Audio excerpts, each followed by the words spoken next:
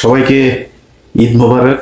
আজকে ডিম মোবারকের দিন ছিল, তো ডিম মোবারক উপলক্ষে আপনাদের সবাই ঈদ মোবারক জানাই। 5 তারিখের পর মনে আছে একটা ভিডিও করেছিলাম, শুধু দেখছিলাম যে কিভাবে রাতারাতি মানে 2 সপ্তাহের ভেতরে আওয়ামী লীগকে পুনর্বাসনের জন্য এই দেশের মানুষ শুধু টাকার জন্য কিছু ওদের টাকা পয়সা ফেলে গিয়েছে, এই টাকার ভাগ নেওয়ার জন্য মানে বিএনপির এই গ্রুপ ওই গ্রুপ, জামাতের এই গ্রুপ ওই গ্রুপ, এনসিপির এই গ্রুপ, মানে কোন গ্রুপের আগে কোন গ্রুপ যাই করবে। ধরেন যদি আওয়ামী লীগের সব প্রপার্টি নিয়েও নিতেন, নিয়ে যদি নিজেদের মধ্যে ভাগ করতেন তাও সমস্যা হইতো না। মানে কার আগে কে যাবেন, ওরে শেল্টার ভাই আমি তোমারে দিয়ে দিব, তুমি আমার এটা শেল্টার দাও। তো ওই এলাকায় মনে করেন একই রাজনৈতিক দলের 2 জন নেতা আছে, ওই নেতাকে বললো তুমি আমারে দাও, আমি তোমার শেল্টার দেবো, সে শেল্টার দিচ্ছে। কেন্দ্রীয়ভাবে যদি মনে করেন পলিটিক্যাল দলগুলো সব নিয়ে নিত তাও কিন্তু এই সমস্যা হইতো না। তো গণিমতের মাল নিয়ে নিবেন। আওয়ামী লীগ কি জিনিস ওইটা আমার মনে হয় আমার চাইতে যাদের ডাবল বয়স তারাও এখন বুঝতে পারে না, অথবা বুঝতে চায় না, বুঝেন না, বুঝাও না বোঝার ভান করে। আওয়ামী লীগরে কুকুর বুঝেন, কুকুর যেমন রাস্তাঘাটে পয়দা হয় না, ওরা বল না ওদের জন্ম রাজপথে, ওদের মাদেরকে হাজার হাজার কুকুর মিলে লাগায় তারপরে যদি পয়দা করে যেটা ওইটা একটা আওয়ামী লীগ হয়। আওয়ামী লীগরে তবে মানুষের মতো করে আপনি করতে পারবেন না। একটা মেয়ে মানুষ আজকে কোথায় সেই নারীবাদীরা? মেয়েটার যে পরিমাণে গালাগালি করছে, এখানে যে হেনস্থা করলো, বাংলাদেশের নারীবাদীরা আজকে এখন আর কথা বলতে মন চায় না। কোথায় খুশি কবির, সুলতানা রহমান, কি সুলতানা যেন, এগুলো কোথায় আপনারা এখন করেন? কেউ করেন না কেন? দেশের পত্র পত্রিকা কোনো জায়গায় নিজে নারীর এই ধরনের অবমাননা হলো, এই অকথ্য ভাষায় গালাগালি তার গায়ে ধাক্কা দিয়ে ফেলে দিয়েছে তাকে। এই কথাগুলি আমরা পরপরই বলেছিলাম যে বাংলাদেশে একটা সময় আসবে সামনে, এইসব পোলাপানগুলো রাস্তাঘাটে যাবে আর মার খাবে, থাপড়ানি খাবে। ভাই আপনার তো কেউ নাই, আপনার এই পলিটিক্যাল দল আছে। ওই যে জামাত দেখেন, জামাত কিন্তু জামাতের নেতাকে তারা ঠিক মতো করে বের করে নিয়ে গিয়েছে। মির্জা ফখরুলকেও বলেছিল, জামাতের ওইখান থেকে যারা ছিল তাদের একজন বলল, ফখরুলকে বলেছিল যে ওই তাহের সাহেবের সাথে যাওয়ার জন্য। তাহের সাহেব যখন বের হয়েছে তো সব তাহের তাহের তাহের ভাই এইভাবে সব স্লোগান দিচ্ছে। তো ফখরুলের ভালো লাগে না এটা, সে ওইখান থেকে বের হয়ে গেছে। সে মনে করেছে তার জন্য বিএনপির লোকজন ফুলের মালা টালা নিয়ে দাঁড়িয়ে আছে, তিনি আসবেন আর তিনাকে দিবেন। আর ভাই ফখরুল ভাই, আপনার দলের যে এই আন্তর্জাতিক বিষয়ক সম্পাদক যিনি লন্ডন থেকে এসেছেন এখানে, সে প্রতিবার এই সময় আসেন, তার কখনো খুব ভালো করে এখানে দেখা যায় না। এইবার খুব তিনি উত্তেজনা নিয়ে আছেন। আপনি যখন বের হবেন তখন তিনি তার নেতাকর্মীদের নিয়ে আরেক জায়গায় সরে গিয়েছিলেন। এই পুরো ঘটনাটা একটা প্ল্যানিং গেম হিসাবে আজকে ঘটেছে। এর সাথে জড়িত পররাষ্ট্র মন্ত্রণালয়ের একজন কর্মকর্তা ডক্টর ইউনূসের সাথে এসছেন, হাসান আল জামান রাফি। এটার সাথে জড়িত লন্ডন থেকে যিনি এসেছেন আনোয়ার হোসেন খোকন। আজ থেকে 3 দিন আগে তাদের বৈঠক হয়েছে। সেই বৈঠকে এই যে আজকে যে এদেরকে এনসিপির ছেলেপেলেগুলোকে পেটানো হবে এইভাবে, এটা আরো বড় ধরনের করার তাদের প্ল্যান ছিল। এটা একটা গতকালকে একটা মিটিং হয়েছে, সেই মিটিং এর ব্যাপারে তাদের পরিকল্পনা হয়েছিল যে এই আমরা তোমাদের নেতাকে নিয়ে কিছু বলবো না, তোমরা আমাদের নেতাকে নিয়ে কিছু বলবো না, আমাদের শত্রু হচ্ছে ডক্টর ইউনূস আর হচ্ছে গিয়ে জামাত ইসলাম। সো জামাত ইসলাম আর ইউনূস নিয়ে বলবে, আর এরা দুজনের স্লোগান তো এখন একই রকম, রাজাকার রাজাকার। আপনি কালকে জ্যাকসন হাইটে যদি বিএনপি আর আওয়ামী লীগের যে মিছিলটা দেখেন, যে ইয়েগুলো, সে মাঝখানে গিয়ে আনোয়ার হোসেন খোকন মানে বীরত্বের সাথে 2 পক্ষকে তিনি 2 দিকে সরিয়ে দিচ্ছেন, একদম মিশে মনে হচ্ছে ঈদের কোলাকুলি করছে। এই যে আওয়ামী লীগের সাথে আপনি এই সমঝোতা করলেন, আওয়ামী লীগের লোকজনকে আপনি করলেন যে তোমাদেরকে নিয়ে কিছু বলবো না, তোমরা আমাদের শত্রু না, আমাদের শত্রু খালি ইউনূস আর এদের শত্রু জামাত ইসলাম। সে খালেদা জিয়ার 2 বছর জেল খাটেছে, তখন এই সমঝোতা করে নাই। তখন কোথায় ছিল এই বন্ধুগুলো? আনোয়ার হোসেন খোকন, তুমি এখানে আসো, ওই বিভিন্ন দেশে গিয়া দাও, সেখান থেকে মাল নিয়ে তারপরে লন্ডনে ব্যাক করো, এগুলো আমরা জানি না। আজকে যখন কিনা আপনি দেখবেন এরা বের হয়েছে, মির্জা ফখরুলকে কিন্তু কেউ কিছু বলে নাই। সব ক্ষোভ ছিল হচ্ছে ওই 2 জনের উপর, আক্তার আর হচ্ছে গিয়ে যারা। পুরো এই বের হবে, কোন দিক দিয়ে বের হবে সবকিছু জানিয়ে দিয়েছে হচ্ছে এই হাসান আল রাফি, এই পররাষ্ট্র মন্ত্রণালয়ের যে কর্মকর্তা ডক্টর ইউনূসের বহরে এসেছেন তিনি। এটার সাথে এখানকার কূটনীতিক এই আপনার মিশনে যারা আছে, এখানকার দূতাবাসে যারা আছে, এদের মধ্যে অনেকে জড়িত। এখন পর্যন্ত আপনি কল্পনা করতে পারেন যে আওয়ামী লীগের এমপির ভাই, মামা, ভাগ্নে এখানে চাকরি করে? এটা বিশ্বাস হয় আপনার? এখানে চাকরি করে এখনো। 80% এখন পর্যন্ত আওয়ামী লীগের লোকজন এখানকার দূতাবাসে চাকরি করছে, আপনি সরান নাই। এই যে পররাষ্ট্র উপদেষ্টা তৌহিদ, সে বদমাইশ, একটা বদমাইশ, সবখানে সারা পৃথিবীতে সে আওয়ামী লীগের লোকজনের বসিয়ে রেখেছে, মাল নিচ্ছে লোক দিচ্ছে, মাল নিচ্ছে লোক দিচ্ছে, ইয়া দিয়ে তারপরে তৌহিদ এগুলো করছে। তো তৌহিদ মিয়া তারপরে এই সরকারের যারা যারা আছে, কারা কারা চুরি করছে কি করছে, এটা এখন যদি বলতে যাই তাহলে ডক্টর ইউনূসও চুরি করছে। ডক্টর ইউনূসের একটা ভাই, ভাতিজা, এরা বিভিন্নভাবে বিভিন্ন ধরনের সুযোগ সুবিধা নিচ্ছে। ডক্টর ইউনূস, আপনি দুধু খান, কিছুই বুঝেন না, আপনি একটা নিরীহ মানুষ, আহারে কিছু বুঝেন না। এগুলো আমরা চিনি, এগুলো সাদা চামড়ার যেগুলো আছে চোর, সাদা চামড়ার চোরেরা সারা দুনিয়ায় মানুষের সব ধন সম্পদ লুণ্ঠন করে এখন তারা আমাদের নীতি শিখায়, আমাদের ম্যানার্স শিখায় তারা। তা আপনি তো ওই চোরেদের কাছ থেকে ধিক্ষা নিয়েছেন, তো আপনি বুঝেন যে চুরি কেমনে ভদ্রভাবে। এই ধরনের চোরেদের কোনো নাই, মানে তার কোনো শত্রু হবে না। চুপচাপ কথা বলার ইয়েতে আপনি বুঝবেন, আপনার কথা বলে আপনাকে সেই করবে, সে যা করার সেটা করবে। সব চুরি করছে ডক্টর ইউনূস সাহেব নিজে, যে কারণে তার আশপাশের যত চোর আছে সব চোরেদেরকে সে শেল্টার দিচ্ছে। আপনি বলেন তো এই গত 1 বছরে ভারতের সাথে আমাদের কি সমস্যা হয়েছে? ভারত আমাদের চ্যানেল চালাইতে দেয় নাই, আমাদের টেলিভিশন চালাইতে দেয় না, ভারতের চ্যানেল চলছে, ভারতে ইলিশ মাছ পাঠাচ্ছে, ভারতের সাথে বাণিজ্য চলছে, ভারতের ওই করিডোর, তারপরে সবকিছুই তো আছে, কোনো কিছু বাদ আছে না, তার বন্দর এখনো ব্যবহার করছে, আমরা তাদের কাছ থেকে কিছু পাচ্ছি না। তো ইউনূস সরকার কি করেছেন? আদানির কাছ থেকে আরো বেশি হারে বিদ্যুৎ নিচ্ছেন আপনি। আর কি কিছু বাকি আছে নাকি? আর কিছু আছে যেটা ইন্ডিয়ার বিরুদ্ধে আমরা কোনো অ্যাকশনে গিয়েছে, কিছুই করি নাই। এটা হচ্ছে আই ওয়াশ, এগুলো আমরা ভুলে যাব না। এতগুলো মানুষের জীবনের বিনিময়ে বাংলাদেশটা নতুন করে তৈরি করার যে সুযোগ হাতছাড়া হয়েছে, এটার দায় ডক্টর ইউনূস এবং এই এখন যারা আছে তাদের সব কটাকে নিতে হবে। আপনাদের কারণে আজকে এই অবস্থা হয়েছে। আমরা গত 1টা বছর ধরে বলছি যে আওয়ামী লীগের বিরুদ্ধে আপনারা জিরো টলারেন্সে যান।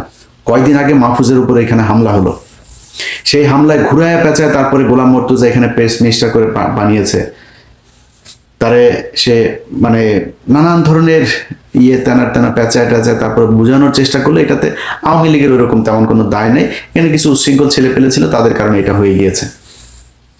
দূতাবাস কোনো ব্যবস্থাই নেয় নাই, দূতাবাস থেকে বরং এখানকার সরকারের এজেন্সিরা যে ব্যবস্থা নিতে চেয়েছে সেটাকে তারা বাধা দিয়েছে, সেটাকে তারা নিরুৎসাহিত করেছে এখানে, এবং সেটার প্রমাণও আছে আমাদের কাছে। দূতাবাস থেকে বলা হয়েছে তাদের কাছে যে আমরা এটা নিয়ে কোনো ঝামেলায় যেতে চাই না। সেটা যদি ব্যবস্থা নেওয়া হইতো ভালো করে, তাহলে আজকে এই হামলা করার সুযোগ পেত না। এই হামলা করা হবে এটা দূতাবাসের, এরাও জানতো, এই কারণে এটা নিয়ে কোনো ঝামেলায় যায়নি। ভাই আপনার তো কষ্ট নাই, আপনি তো এখানে পেয়েছেন আরামে। আমার দেখেন না যে মন্ত্রী এই ইয়েতে ডক্টর ইউনূস ভাই, আপনারে তো আমরা কাজে লাগাইছি, কাজের লোক টোককে কাজে লাগাই না, আমরা কাজে লাগাইছি। আপনার মতো বালছাল এগুলি বাংলাদেশের জন্য জীবনে কোনোদিন কোনো কাজে আসেন নাই। আপনারা কেন কাজে লাগাইছি জানেন? খালি ওই যে ধর্মীয় গুটি খেলে না আওয়ামী লীগ, এই কারণে এই কয়েক মাস আপনার দরকার ছিল।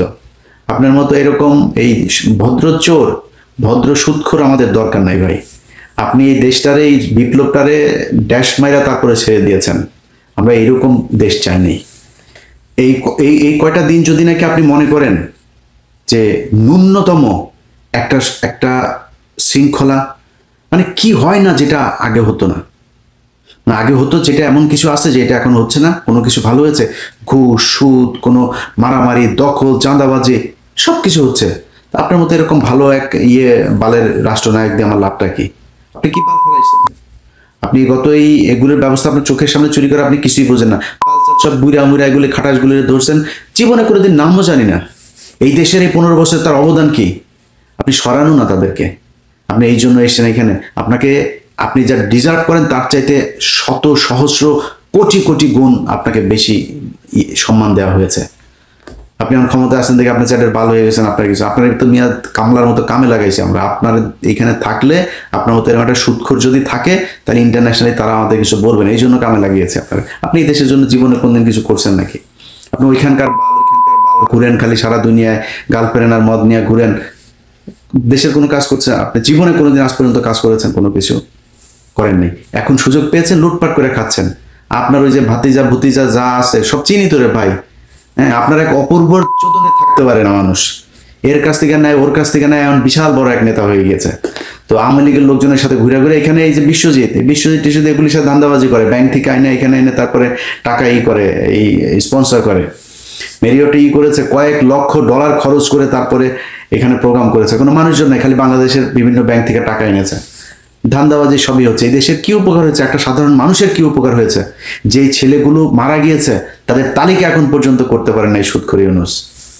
আপনারা এই বিপ্লবে আপনি যে ক্ষতিটা করলেন, এটা সুযোগ আপনার হাতে ছিল। বাংলাদেশের মানুষ আপনাকে একদম ব্ল্যাঙ্ক চেক দিয়ে দিয়েছিল, ব্ল্যাঙ্ক সাপোর্ট দিয়েছিল, যা মনে চায় করেন ডক্টর ইউনূস। আপনি চুরি, আপনার কিছু লোকজনের চুরির সুযোগ দেওয়া ছাড়া আপনি কোনো কিছু করেন নাই। এই জন্য এতগুলো মানুষ মারা যায়নি। আমরা, আমার পরিবার বাড়িতে থাকতে পারি নাই। ওই জেলার পুলিশ সুপার, ওই জেলার পুলিশ সুপার, অমুক বাহিনী হাজিরা দিতে দিতে শেষ, কেউ চাকরিও করতে পারে নাই। খোঁজ নিয়েছেন আমার পরিবারের লোকজনের সরকারি চাকরি গিয়েছে, সে চাকরি ফেরত পেয়েছে কিনা খোঁজ নিয়েছেন? এখন পর্যন্ত জেনেছেন? মামলা পর্যন্ত সরান নাই। আপনাদেরকে ছাড়া দিব মনে করছেন, এইসব জেদ মনের ভিতরে চুপচাপ বসে আছে, অনেক সহনশীলতা দেখাচ্ছে। কারণ অনেকগুলো সমস্যা, হাসিনা না থাকাতে অনেকগুলো সমস্যা মাথা থেকে সরে গিয়েছে, যেই কারণে হজম করছে খুব ঠান্ডাভাবে। এটা খুব বেশি দিন হজম করব না। এখন তো তাও আসেন ক্ষমতায়, তারপরে একটু কম বলি, ক্ষমতাটা যাইতে দেন, কুষ্টি উদ্ধার করে ছেড়ে দিব আপনাদের।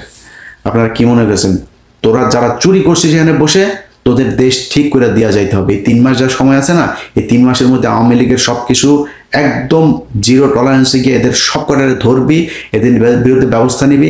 এখানে যারা করে এদের চেহারা দেখা যায় না, আমার সম্পত্তি ক্রয় করতে যায় নাই, কনক সারোয়ারের বন্ডে ধরে নিয়ে যায় নাই, পিনাকির বাড়ি ভাঙচুর করে নাই, ওই বিএনপির লন্ডনের মালিকের বাড়ি ভাঙচুর করে নাই, বাদল মির্জার বাড়ি ভাঙচুর করে নাই, এগুলো করে নাই তারা।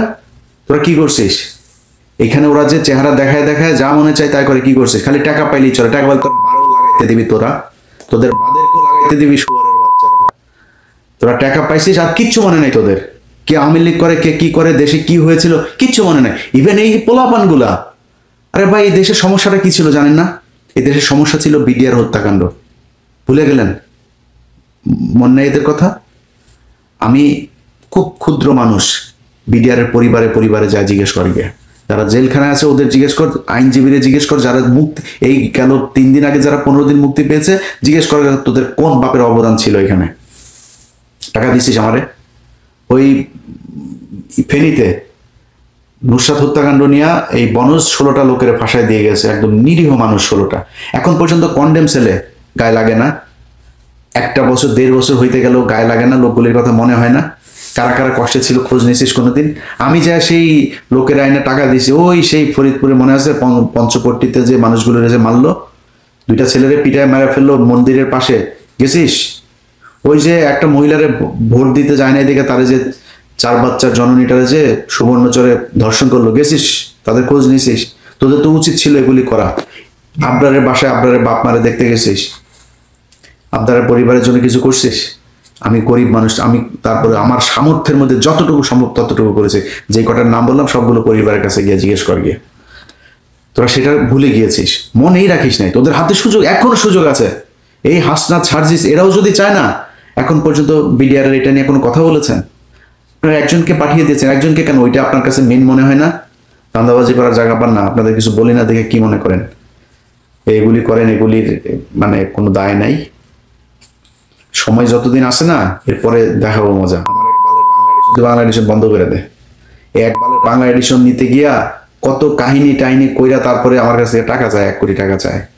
এই মাহফুজের পিয়ন টাকা চায়, ওরে অডিও টডিও আছে, এরপরে অডিও পাঠাইছি, এরপরে অনুমোদন দেয়। তার আগ পর্যন্ত দেয় নেই, অডিও পাঠানোর পরে তারপরে অনুমোদন দেয়। ঠিক আছে ভাই। আর এক ব্যক্তির বলতেও ভাল লাগে না ভাই, সবাই ব্যক্তি আক্রমণ কত করবো বলেন? শরীরে রক্ত টকবক করে জানেন এই জিনিসগুলো যখন দেখি। আরে ভাই, আপনার আওয়ামী লীগের লোকজন করবে যে ভাই আপনি কমেন্ট করবে এসে ভয় পাই। ভয় তো পাই রে, তোদেরকে ভয় না পাওয়ার কিছু আছে? তোরা একটা মানে একদম সহজ সরল মানুষের একটা দেশ, এদেরকে তোরা ধরে 15,000 মানুষের মেরে ফেলছিস। তোর বাপ ছিল তখন। তোরা যুবতী মেয়েদেরকে ঘরে ঘুমাইতে দিস নাই, তোদের রক্ষী বাহিনী, তোদের এই যে তোর বাপের ভাগনা টাগনা যেগুলি ছিল এগুলি মিলে এগুলি করতো। তোরা তো হিংস্র। তোরা মানুষের গান পাউডার দেখে মারতে পারিস, 6 মাসের বাচ্চারে সব মেরে ফেলতে পারিস, তোরা মরা মানুষের উপরে জাম করতে পারিস, তোরা লগি বৈঠা দিয়ে মারতে, তোরা আগুন ধরাই দিতে পারিস জ্যান্ত মানুষের শরীরে। তোরা যা করছিস আমরা জুলাইতে, তোদের তো ভয় পাই। কিন্তু যদি নাকি জিজ্ঞেস করিস যে ভাই ফাইট করবেন নাকি, বল, তোরা ঘোষণা দে কবে কোথায় কোন জায়গায় ফাইট করবি, ঘোষণা দে, তোরা ঘোষণা দিয়ে বল তোদের ওই জায়গায় আসলে কারে বাল ছিটতে পারিস। এই যে আজকে দুইজনের পাইছিলি, কি বাল পাইছিস? ডিম মারিস কেন? ডিম মারিস কেন? ডিম কেন মারো? বোতল কেন মারো? আর কিছু করতে পারো নাই? হাতের কাছে পাইলা, এরা তো তোমাদের 32 নম্বর দুছে দিয়ে এসেছে, নেই এরা আমরাই তো মারে মারে ফেলে কেন? মারে ফেললি না কেন? মেরে ফেলতে খালি ডিম মারিস কেন? মানে ডিম ওইটা বাই ল, ওইটা অ্যালাউড, এই জন্য তুই এইটুক করতে পারছিস, যাতে মাতাল তালে ঠিক। আর কিছু করিস নাই, পারবিও না। তোর বাপের বাড়ি ভেঙে দিছি না, কিছু করতে পারছিস? তোর বাপের বউ বা ছোট বাচ্চা টাচ্চা সব পিছিয়ে চাপ দিয়ে মেরে ফেলছে না, ডালিম বাড়ি কিছু করতে পারছিলি? জিজ্ঞেস, তোর লাশ আনতে যাস নাই। এটাই তোরা যখন সুযোগ পাবি তখন তোরা অনেক হিংস্র হইতে পারিস, সেটা আমরা জানি। সেই জন্যই তোদের ওই সুযোগ বন্ধ করার জন্য আমরা এই কথাগুলি বলি, বুঝিস নাই? তোরা এখানে নাচানাচি করিস না, তোরা নাচানাচি করতে পারিস, এটা আমরা খুব ভালো করে জানি। একলা তো 30টারে দুচে দিয়ে এসেছিলাম না, মনে নেই? তোরা কৌটুক বাল ফেলাইতে পারবি, আমরা জানি। এখন তো আরো পারবে, এখন তো কিছু হইলেই ধরে, আজকেও ধরছে কয়টাকে। তো তোদের নিয়ে কথা বল না, তোরা এই আলোচনার ভিতরে আসিস না। কিন্তু যারা এই দেশটাকে ঠিক করার জন্য জীবন দিল, সেই মানুষগুলির জন্য ভাই আপনাদেরকে সরকার হিসেবে বসিয়েছে। এই সুযোগটা যদি আপনারা নষ্ট করেন এইভাবে, সময় আছে। এই যে যারা এখানে করেছিল, সব কটার বাড়িতে পুলিশ পাঠান, বাড়িতে কে আছে এগুলো মামলা আসামি করেন, বিভিন্ন মামলা আসামি করে ওগুলো ধরে নেন। আপনি কুকুরের সাথে আপনি সুন্দর করে যদি আপনি ফুল দিয়া করেন, লাভ নাই ভাই, এদের বুঝায় লাভ নাই। কুকুরের মুগুর দেওয়া লাগবে। ওরা এখন পর্যন্ত সিদ্দিকের বাড়ি, সাদ্দিকের সব অর্থ সম্পদ সবকিছু দেশে আছে, ওর পাওয়ার প্ল্যান্ট ছিল, কোথায় কি আছে খোঁজ নেন। কিছুই করবেন না, আর আপনি মনে করেন খালি বসে বসে চুরি করবেন আর আওয়ামী লীগ চুপ থাকবে। আপনাদের কারণে আওয়ামী লীগ এখানে এসছে। ওরা আসলো কিভাবে? দেশ থেকে বের হইতে দিয়েছেন আপনারা, দিয়েছেন, এখনো দিচ্ছেন, এখনো টাকা পয়সা খায়, তারপরে আপনারা এগুলো করছেন। সো এগুলি বাদ দিতে হবে, এগুলো বাদ দিয়া তারপরে চুরি করেন, মনে করেন এগুলি কোনো সমস্যা না। আওয়ামী লীগের ব্যাপারে জিরো টলারেন্স আছে। আওয়ামী লীগের ব্যাপারে যে তাদের সাথে সমঝোতা করতে যাবে, যারা করবে, তাদের ব্যাপারে কঠোর অবস্থান নেওয়া হবে। আজকে মির্জা ফখরুল বলেছে যে আওয়ামী লীগ এবং জাতীয় পার্টিকে ভোটে তারা চায়, এই সামনের ভোটে এগুলি জবাব দেবে বাংলাদেশের জনগণ। আর এটা যদি বিএনপির যদি দলীয় বক্তব্য হয়ে থাকে, মির্জা ফখরুলের বক্তব্যের বাইরে দলীয় হয়ে থাকে, আমরা তো আস্তে আস্তে বুঝবো সামনে। বিএনপিকে খুব ভালোভাবে সাবধান করে দেই, যদি নাকি আওয়ামী লীগকে ফেরানোর চেষ্টা করেন, ভারতের পক্ষে কথা বলেন, সেই ভারত পাকিস্তান সেই নেগেটিভ আবার যদি নিয়ে আসতে চেষ্টা করেন, তাহলে কিন্তু একদম সরাসরি আপনাদের অপোজিট জায়গায় কিন্তু অবস্থান করবে। আমি আগের থেকে বলে রাখি ভাই, আমি এখনো বলি, আমি চাই আপনারা এই করেন, ক্ষমতায় আসেন। আমি এখনো চাই এখানে ভোট দেওয়ার যদি ব্যবস্থা হয়, আমি ধানের শেষে ভোট দিব, একদম দেখায় ভোট দেবো, ধানের শেষে ভোট দিলাম, এটা দেখায় দিব।